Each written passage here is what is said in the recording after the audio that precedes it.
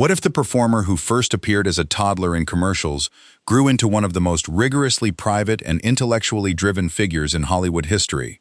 The public has long projected its own ideas onto her: talent, intensity, even surface allure.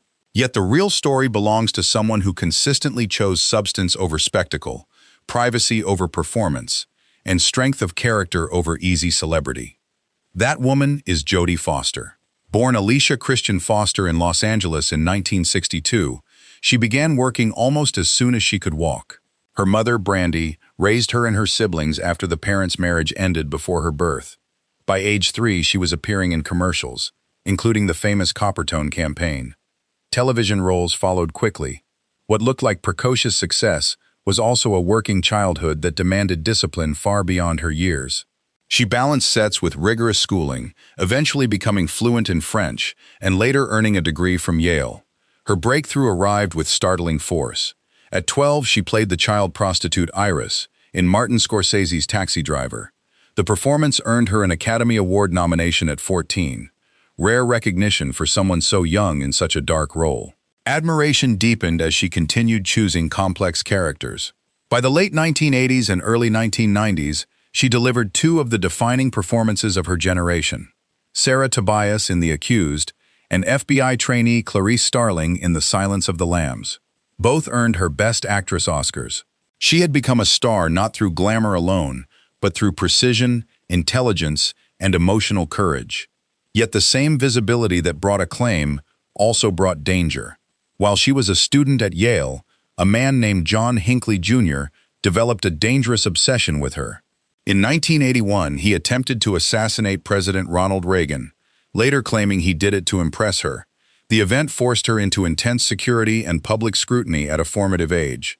The invasion of privacy was profound. Many child stars might have retreated permanently. Foster instead finished her education and returned to work with even greater selectivity. Resilience took the form of deliberate control. She began directing, producing, and carefully choosing roles that interested her rather than those that simply maintained fame. She raised two sons largely out of the spotlight and protected her personal life with unusual firmness for someone of her stature. In time, she publicly acknowledged her long-term relationships and, in 2014, married photographer and actress Alexandra Hedison. The decisions reflected the same clarity that had marked her professional choices: authenticity over performance. In reflection, Foster has often spoken of strength of character as the thread running through her work and life. She has played women who endure, investigate, and refuse to be diminished, and she has lived by similar principles.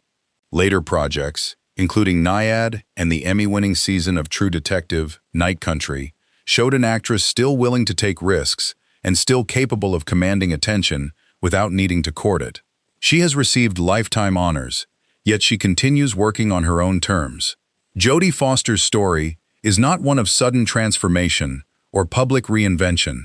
It is the quieter arc of a person who learned early that the gaze of the world can be both gift and threat, and who responded by building a career and a private life defined by intention rather than reaction.